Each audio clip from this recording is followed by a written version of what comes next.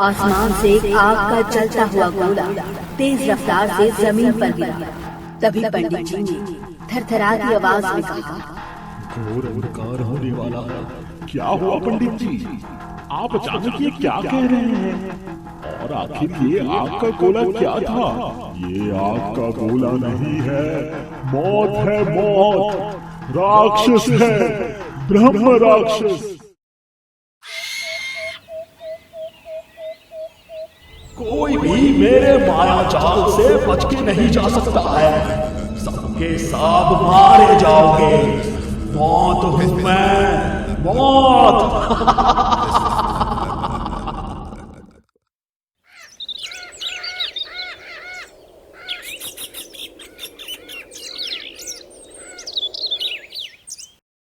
मीरा अपने कैबिन में बैठे हुए प्रेत की कहानी पढ़ रही होती है कि तभी अचानक ही ऑफिस में लाइट चली जाती है। तभी मीरा के पीछे से एक परछाई गुजर के जाती है। कौन है वहाँ? कोई कुछ बोल क्यों नहीं रहा? मीरा धीरे धीरे अपनी कुर्सी से उठकर अपने कैबिन के दरवाजे तक जाती है और दरवाजे को अंदर से बंद कर लेती है। चलो अब देखते हैं कहाँ छुपोगे। बहुत हो गया ये मजाक। मीरा के इतने कहते ही वहाँ की लाइट भी आ जाती है और एक काला कपड़ा लपेटे हुए अमन निराश मन से कहता है, अरे ये क्या, तुम इस बार फिर समझ गई। आखिर तुम्हें नॉर्मल लोगों जैसे भूत प्रेतों से डर क्यों नहीं लगता है? अगर इतना मैंने किसी और को डराया होता तो वो केबिन छोड़ो ऑफिस ही छोड़कर भाग जाता, लेकिन तुम तो। हाँ, क्योंकि मैं इंसान नहीं हूँ। मैं खुद एक प्रेत आत्मा हूँ। मजाक मत करो यार, मेरा ही प्रैंक तुम मुझ पे चला रही हो। मैं डरने वाला नहीं हूँ। ऐसा कहते हुए अमन धीरे धीरे दबे कदमों से केबिन के दरवाजे तक आ जाता है और जैसे ही दरवाजा खोलने लगता है, जोरों से हंसते हुए मीरा कहती है, तुम तो यहाँ मुझे डराने आए थे ना, और अभी अपना हाल देखो। तुम क्या भूत बनेगा रे? मैं तो बस डरने की एक्टिंग कर रहा था। हाँ, मुझे थोड़ी इन आत्माओं से डर लगता है। जो चीज होती ही नहीं है उनसे डरना कैसा? हाँ, वो तो देखा मैंने। कौन डर के उल्टे पांव केबिन से भागने वाला था। हंसते हुए मीरा का हाथ लग जाने से डेस्क पर रखा पेन नीचे अमन के पैरों के पास जा गिरता है। मीरा पेन को उठाकर डेस्क पर रखकर जैसे ही अमन की तरफ देखती है, अमन की बॉडी मीरा की तरफ थी, लेकिन उसका सर दूसरी तरफ था। क्या हुआ अमन? तुमने अपना मुंह दूसरी तरफ क्यों कर लिया? अमन धीरे धीरे अपना सर मीरा की तरफ घुमा लेता है, जिसे देख मीरा जोरों से चीखती है क्योंकि उसकी आंखों से खून निकल रहा था। उसका मुंह कटा हुआ था, मांस उसके चेहरे से निकल रहा था। मीरा अपने सर पर हाथ रखकर जमीन पर बैठ गई और रोने लग गई। नहीं, ये सच नहीं है। ऐसा कुछ भी नहीं हुआ। ये तो बस एक सपना है। इतने में मीरा के कैबिन में काव्या आ जाती है। क्या हुआ मीरा? तुम ऐसे जमीन पर बैठकर रो क्यों रही हो? वो आज फिर आया था। मीरा, वो मर चुका है। वो कैसे आ सकता है? तुझे उसके बारे में सोचना बंद करना होगा। मरने के बाद कोई वापस नहीं आता है। लेकिन वो मरा भी तो मेरी वजह से था। नहीं, वो सब बस एक हादसा था। अमन तेरे साथ प्रैंक करने जा रहा था, लेकिन छत पर उसका बैलेंस नहीं बना, जिसकी वजह से वो छत से गिरा और उसकी मौत हो गई। अब तो वो सब भूल जा और अपनी लाइफ में आगे बढ़। शायद तू सही कह रही है। आज शाम को हमें शिमला की कंपनी में ऑडिट के लिए निकलना है। याद है ना तुझे? मीरा एक ऑडिट ऑफिसर है जो अक्सर ऑडिट के लिए बड़ी बड़ी कंपनीज में जाया करती थी। काम हो तो ऐसा हो, घूमने के पैसे भी कंपनी दे और छुट्टियां भी। घूमने के चक्कर में ये मत भूल जाना कि हम काम से वहाँ जा रहे हैं। तभी अचानक ड्राइवर ब्रेक लगा देता है। अरे हमें मारने का प्लान है क्या तुम्हारा? ऐसे झटके से ब्रेक क्यों लगाई? साहब वो सामने वो लड़की। कौन सी लड़की? इतनी रात में भला इस रास्ते पर कौन सी लड़की दिखेगी तुम्हें? लगता है ड्राइवर ने ज्यादा ही लगा ली है। साहब मैं झूठ नहीं बोल रहा हूँ, मैंने सच में किसी को देखा वहाँ। इन रास्तों पर ऐसी चीजें देखने को मिलती रहती है जो इंसानी समझ से परे है। ऐसा क्या है इन रास्तों पर? ड्राइवर पलटकर मीरा की बात का जवाब देता उससे पहले ही बस के दरवाजे पर जोरों से दस्तक हुई। बस के बाहर एक लड़का खड़ा था जो परेशान दिखाई दे रहा था और बस का दरवाजा खोलने का इशारा कर रहा था। दरवाजा खोलो, मेरी मदद करो। अरे ड्राइवर भैया, आपकी लड़की तो आसपास कहीं नहीं दिखाई दे रही है। इस बेचारे को कम से कम बस में तो आने दो। नहीं नहीं, इस रास्ते पर ऐसे किसी को अपनी गाड़ी में नहीं बैठाना चाहिए। ये खतरे से खाली नहीं है। भैया वो खाली हाथ है, क्या ही नुकसान करेगा हमें। दरवाजा खोल दो, उसको अंदर आने दो। नहीं, मैं आपकी बात मानकर बाकी लोगों की जान खतरे में नहीं डालूंगा। भैया हम सभी है ना यहाँ, क्या ही कर लेगा ये अकेला। वैसे भी क्या मालूम सच में इसको मदद चाहिए हुई तो। ड्राइवर सभी की बातों को मानकर बस का दरवाजा खोल देता है। समय बिना देर किए जल्दी से आकर बस में बैठ जाता है और कहता है, अरे भैया अब रुके किस लिए हो, बस चलाओ। सभी का थैंक यू। असल में मेरी बाइक खराब हो गई थी, मैं काफी देर से इस रास्ते पर अकेले ही भटक रहा हूँ। अच्छा है आप लोग मिल गए। वो तो ठीक है, लेकिन आपकी बाइक तो आसपास कहीं दिखाई नहीं दी। अरे वो तो पीछे खराब हो गई थी, तो मैंने बाइक पेड़ के पीछे छुपा दी ताकि कोई चोरी ना कर ले, और मैं मदद लेकर सुबह जाऊंगा और बाइक को ठीक करवा लूंगा। अरे बस भी करो अब आप लोग, बेचारे को परेशान मत करो। क्या हुआ, मैंने कुछ गलत कहा क्या?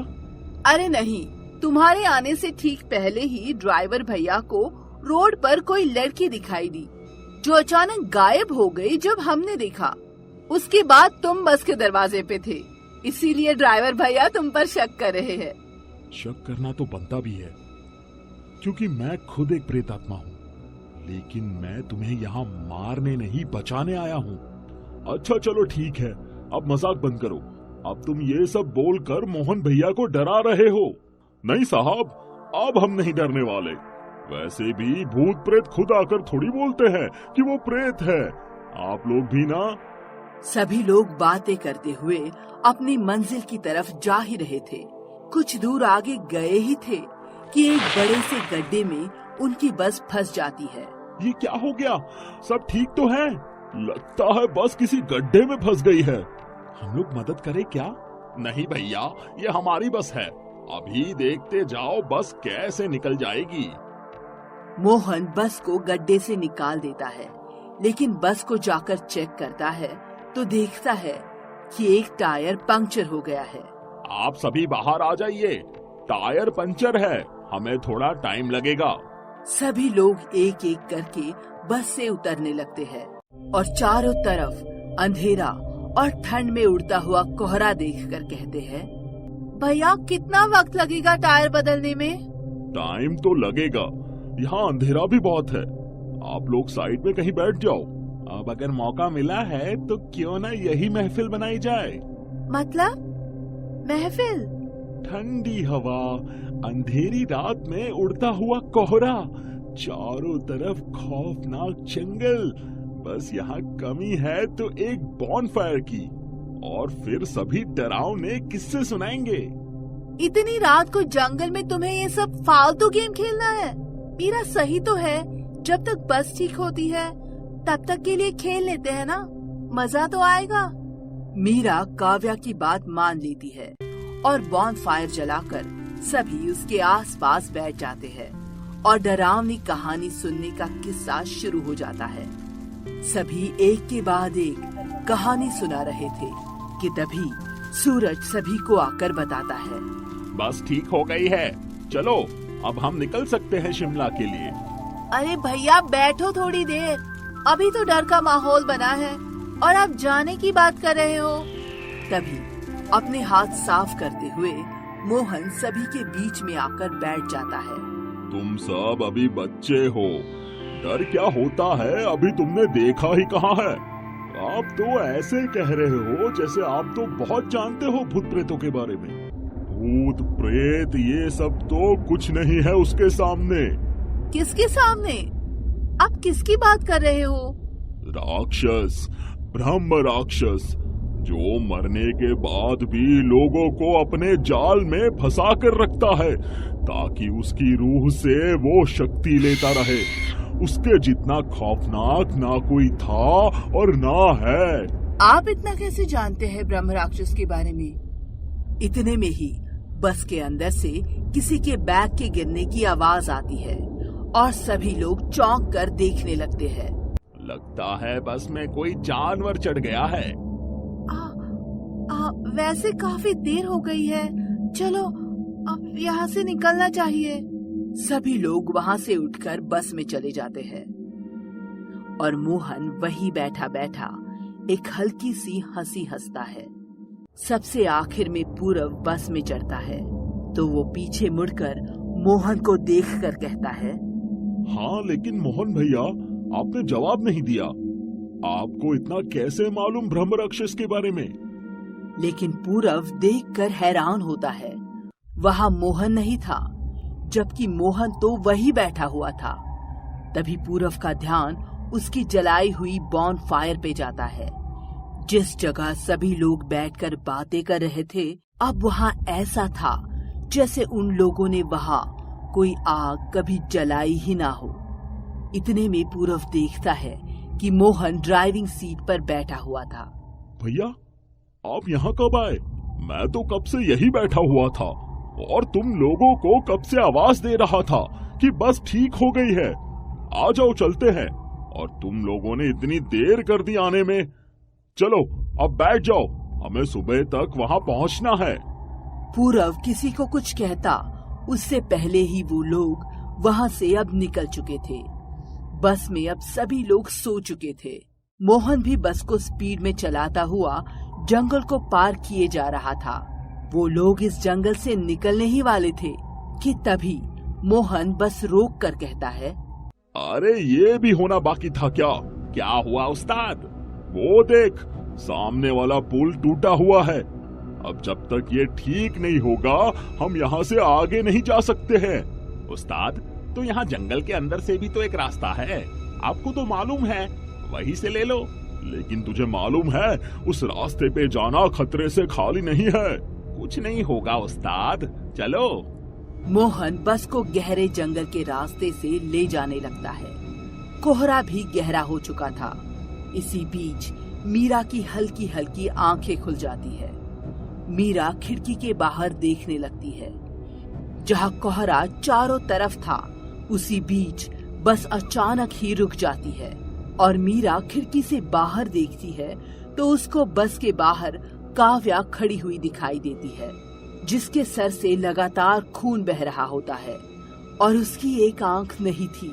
ये देख मीरा उसकी मदद करने के लिए बस में सभी को आवाज देती है, प्लीज कोई मदद करो मेरी, वो काव्या, वो बाहर कैसे?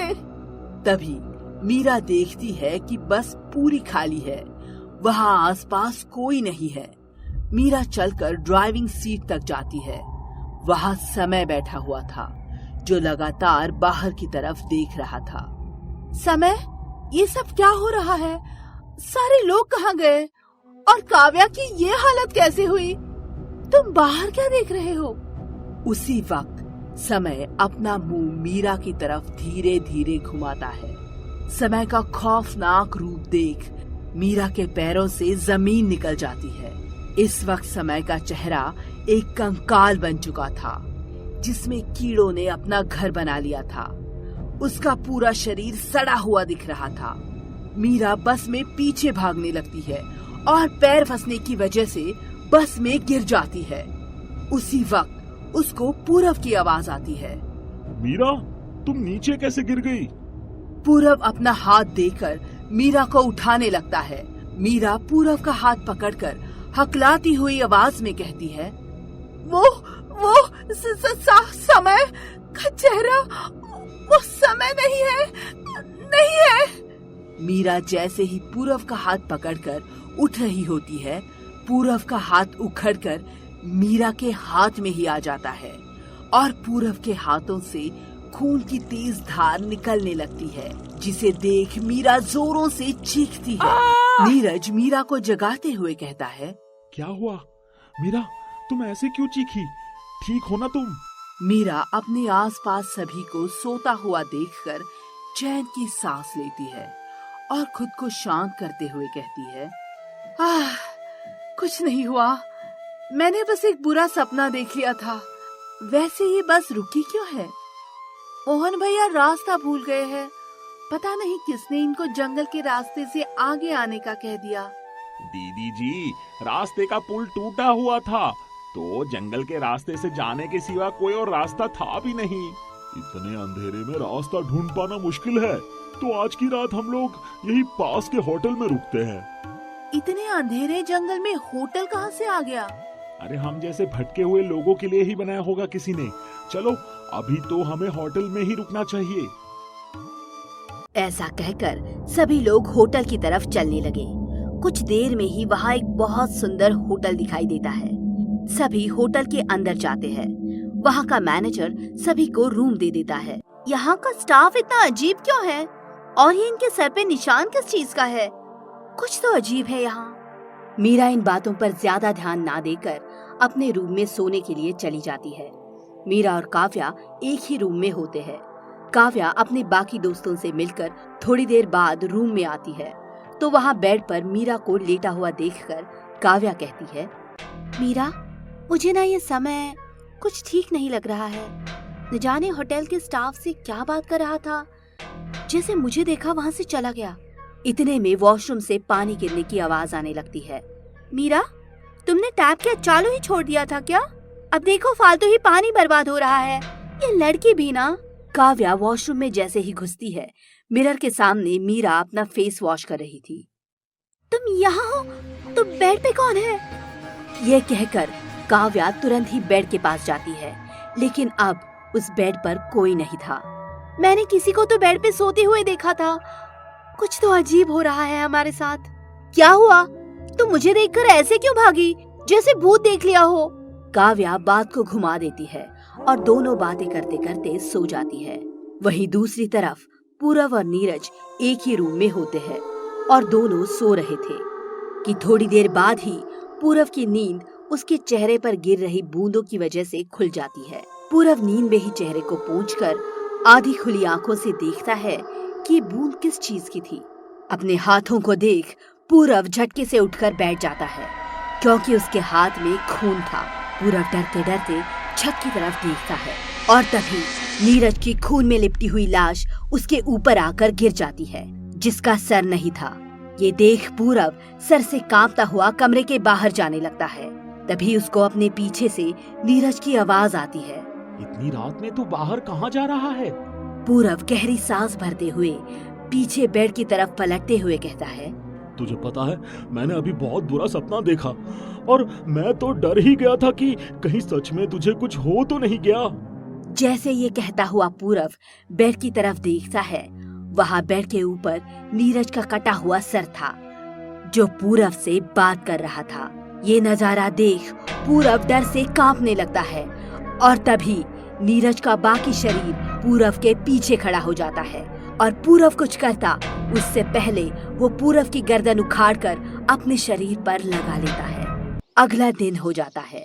सुबह सुबह समय आकर मीरा और काव्या को उठाता है। दोनों अपना सामान लेकर होटल के रिसेप्शन में आ जाती है, जहाँ नीरज और पूरब पहले से बैठे हुए कैरम खेल रहे होते हैं। तुम दोनों इतने आराम से खेल रहे हो, चलना नहीं है क्या तुम्हें? अब हम यहाँ से कहीं नहीं जा सकते। क्या मतलब? मतलब ये कि आज मौसम बहुत खराब है, आज आप लोग नहीं निकल पाएंगे। मीरा वापस अपने कमरे में जाने लगती है, जहाँ वो समय को एक स्टाफ से छुपकर बात करते हुए देख लेती है और उसके पास जाती है। ये सब क्या चल रहा है? सच बताओ, तुम हम लोगों के साथ क्यों आए हो? कोई तो बात है जो तुम छुपा रहे हो। हाँ, असल में इस जगह पर ब्रह्म राक्षस का साया है और मेरा भाई कुछ महीने पहले ही इस रास्ते से अपने दोस्तों के साथ ट्रिप पे जा रहा था। अचानक ही वो सब गायब हो गए, किसी को नहीं मालूम कहाँ गए। तब मुझे एक पंडित ने बताया कि वो ब्रह्म राक्षस के माया जाल में फंसा हुआ है, इसलिए मैं उसको बचाने आया हूँ। अगर ये बात सच है तो मैं तुम्हारी मदद करूंगी। इतना कहकर समय वहाँ से चला जाता है। उसके जाने के बाद मीरा समय के रूम में जाकर छानबीन करती है और उसको वहाँ समय का पर्स मिलता है, जिसको खोलकर वो समय और उसकी फैमिली की फोटो देखती है और डर से पसीना पसीना हो जाती है। और पर्स लेकर वो अपने सभी दोस्तों के पास आती है, जो अभी भी रिसेप्शन पर ही थे। हमें अभी इस होटल से बाहर जाना होगा, जल्दी चलो। ये तुम क्या बोल रही हो? बाहर तूफान चल रहा है, बाहर क्या मरने जाओगी? तभी मीरा नीरज और पूरव को हंसते हुए देख लेती है और उन दोनों के सर पर भी वैसा ही निशान बन चुका था जैसा यहाँ बाकी के स्टाफ के सर पे था। मीरा बिना टाइम लगाए होटल से बाहर भागती है और उसके पीछे समय भी होटल के बाहर निकल आता है, लेकिन काव्या बाहर जाने से मना कर देती है। जैसे ही मीरा और समय बाहर आते हैं, वो देखते हैं बाहर कोई तूफान नहीं है और अभी भी बाहर रात ही है। तभी उनके पीछे से काव्या के चीखने की आवाज आती है। जैसे वो पीछे देखते हैं, वहाँ कोई होटल नहीं था। अब काव्या भी गायब थी। ये सब क्या हो रहा है? अभी तो हम होटल से निकल कर आए थे, अचानक होटल कहाँ गया? हम सभी ब्रह्म राक्षस की माया जाल में फंसे हुए हैं। ऐसा कैसे हो सकता है? मीरा समय को उसका पर्स दिखाती है और कहती है, तुम्हारे भाई का नाम क्या था जिसे तुम यहाँ ढूंढने आए हो? नाम? उसका नाम तो नहीं याद आ रहा है ना? क्योंकि तुम्हारा कोई भाई है ही नहीं। ये देखो, ये रही तुम्हारी फैमिली फोटो जिसमें तुम्हारी बहन है, ना कि भाई। यानी तुम्हारा भाई नहीं, तुम खुद ब्रह्म राक्षस के माया जाल में कैद हो। समय अब सारी बात समझ चुका था और समय को सब याद आ जाता है कि वो कैसे यहाँ फंसा था। तुम सही कह रही हो, अब इस माया जाल से बाहर निकलने का वक्त आ गया है। हम कैसे इससे बाहर निकल सकते हैं? यहाँ जंगल में एक मंदिर है जिसके अंदर जाकर दूसरे दरवाजे से अगर बाहर निकल जाओ तो तुम इस माया जाल से बाहर निकल जाओगे, लेकिन ब्रह्म राक्षस तुम्हें रोकने की पूरी कोशिश करेगा। तुम किसी की मत सुनना। दोनों वहाँ से भागते हुए मंदिर की तरफ जाते हैं। रास्ते में उन्हें ब्रह्म राक्षस दिखाई देता है, जिसके 2 भयानक सर, 4 हाथ, जिनमें इंसान के कटे हुए सर थे। कोई भी मेरे माया जाल से बच के नहीं जा सकता है, सबके सब मारे जाओगे। मौत हूं मैं, मौत।